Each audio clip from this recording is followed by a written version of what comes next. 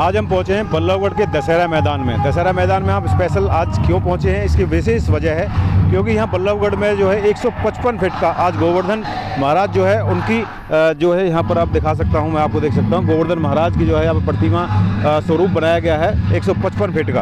आप देख सकते हैं यहाँ पे तस्वीरों के माध्यम से कि 155 फीट का बनाने के बाद इसकी जो विशेषता है वो ये है कि यहाँ पर सैकड़ों की संख्या में जो लोग हैं वो यहाँ पर आकर अपनी पूजा को यहाँ पर कर सकते हैं, गोवर्धन पूजा कर सकते हैं। क्योंकि आजकल शहरीकरण के हिसाब से जो है घर जो है छोटे हुए हैं, छोटे के उसमें बता दूं कि वहाँ पे जो है गोवर्धन पूजा की जो लगभग जो पद्धति है वो लगभग समाप्ति होती जा रही है।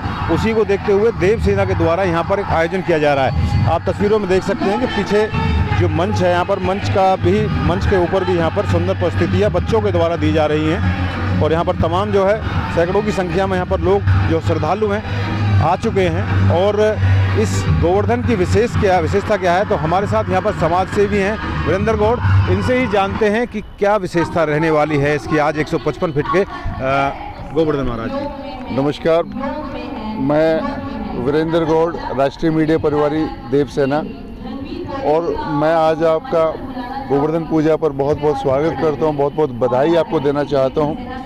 आज बड़ा पवित्र दिन है, भगवान श्री योगेश्वर श्री कृष्ण जी का आज गोवर्धन पूजा का दिन है।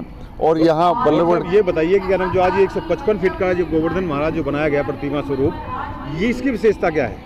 इसकी विशेषता ये है कि ये मेरे ख्याल से विश्व में पहला गोवर्धन होगा जो 155 फीट का बनाया गया है। हर वर्ष जो है यहाँ पर दशहरा ग्राउंड में देवसेना सबसे बड़ा गोवर्धन मनाते हैं। हम इससे पहले 131 फीट का कहीं कामा भरतपुर में बनाया गया था, तो तब से हम लोग अपना ही रिकॉर्ड बनाते हैं और अपना ही रिकॉर्ड तोड़ते हैं। पिछली बारी ये 151 फीट का था और अब के 155 फीट का ये गोवर्धन बड़ा भव्य रूप से बनाया गया है। अभी सब लोग यहाँ बल्लभगढ़ और आसपास के क्षेत्र के लोग यहाँ पर आएंगे, भगवान के चरणों में अपना नमन करके और इसकी पूजा करेंगे, यहाँ परिक्रमा देंगे और ये बड़ा ही भव्य आयोजन होता है। तो गौड़ साहब, यहाँ पे जो इतना 155 फीट का बनाने का उद्देश्य क्या रहता है आपका? देखिए, हम जो हमारी आने वाली पीढ़ी है, हम उसको धर्म और संस्कृति से जोड़ना चाहते हैं। ये प्रेरणा देना चाहते हैं कि हमारे पर्व हमारे मात्र पर्व ही नहीं है, हमारी संस्कृति है, हमारी धरोहर है और इस धरोहर को संजो कर रखना है। तो हम उनको ये बताना चाहते हैं कि ये गोवर्धन हमारा बहुत पावन पर्व है, गोवर्धन पूजा, और ये इसको भव्य रूप में हमेशा बनाते रहें, ये प्रेरणा देते हैं।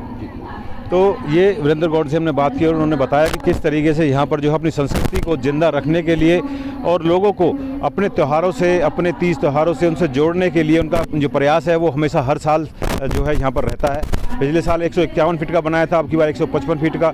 तो ये बता रहे हैं कि ये विश्व का सबसे बड़ा जो गोवर्धन है, गोवर्धन पूजा जो है वो यहाँ पर अब की बार बल्लभगढ़ में की जाएगी। और देखने वाली बात ये होगी कि जो ये भव्य जो आयोजन है, जो आप देख सकते हैं सामने, छोटे छोटे बच्चे भी अपनी सुंदर सुंदर जो है यहाँ पर प्रस्तुतियाँ देते हैं और सभी को यहाँ पर जोड़ने का पूरा प्रयास किया जाता है। देखिए, पिछले 2 दिन से हम इसकी तैयारी कर रहे हैं। 155 फुट का हमने गोवर्धन बनाया है।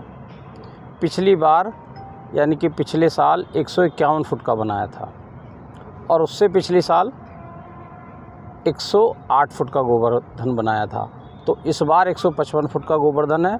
यहाँ दोपहर 2 बजे से सांस्कृतिक कार्यक्रम शुरू हो जाएंगे और 5 बजे विधिवत पूजन होगा और इसकी परिक्रमा होगी। और यहाँ सबके लिए प्रसाद की व्यवस्था की गई है। बड़े धूमधाम से पिछले 3 साल से इस कार्यक्रम को हम मनाते हैं और बहुत ही आनंदमय त्यौहार मनता है हमारे यहाँ। सर, देखते हैं अमूमन दिवाली के दूसरे दिन ही गोवर्धन मनाया जाता है, लेकिन इस बार कुछ अलग तरीके से हर साल बदलता ही जा रहा है। नहीं, बदलने का देखिए कारण है हमारा जो समय की सटीक जो माप है वो सनातन धर्म के अनुसार है। समय जो बदल रहा है उसका कारण केवल इतना सा है, वो सही आकलन है। जैसे मावस को दिवाली मनती है, हमारे जितने पर्व है वो सूर्य उदय के दौरान में मनते हैं। जिस दिन सूर्य उदय होता है और प्रातः काल में उस दिन पर्व का समय होता तो वो मनता है। लेकिन दिवाली इसका बिल्कुल अपवाद है। दिवाली चंद्रमा के हिसाब से बनती है। 31 अक्टूबर की शाम को 3 बजे से 7:58 से ये मावस शुरू हुआ। तो क्योंकि सूर्य के हिसाब से ना मनाकर चंद्रमा के हिसाब से बनता है, तो शाम को पूजन का समय होता है चंद्रमा के हिसाब से। तो उस दिन शाम को दिवाली मनी, क्योंकि 3 बजे से शुरू हो गया और पूजन हमारा 7-8 बजे जो भी समय होता है उसमें होता है।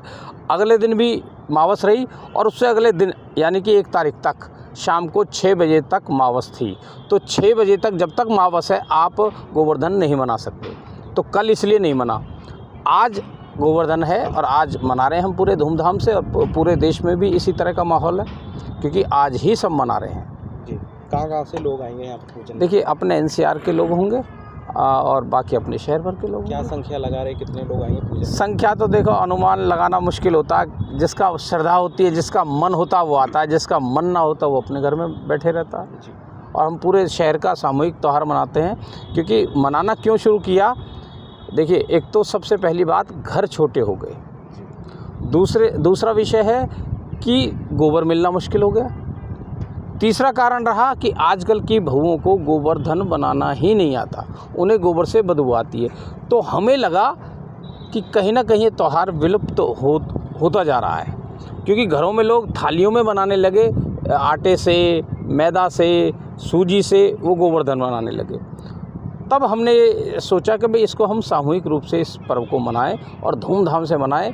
किसी को ना प्रसाद बनाने की ज़रूरत है, ना गोवर्धन बनाने की ज़रूरत है। सब लोग मिल के आएँ, विद फैमिली आएँ, यहाँ पूजन करें और प्रसाद भी ग्रहण करके जाएं। कितना यहाँ पर इसमें गोबर का इस्तेमाल हुआ होगा? इसमें 10 ट्रॉली गोबर का इस्तेमाल हुआ है और कई दिन से इसकी तैयारी हो जाती है। गोबर डलना शुरू हो जाता है, गौशाला से हम मंगाते हैं, सारा गाय का ही गोबर होता है, भैंस का गोबर हम बिल्कुल इस्तेमाल नहीं करते। सर, पूजा होने के बाद फिर इस गोबर को क्या करोगे? इस गोबर को समेट कर इसको खाद के रूप में इस्तेमाल करते हैं। कोई खेतों में डालें या पार्क में डालें या अपने घरों में गमलों में डालें, तो सब लोग इसको ले जाते हैं अपने खाद के रूप में। दैनिक सवेरा के लिए फरीदाबाद से सुनील चौधरी।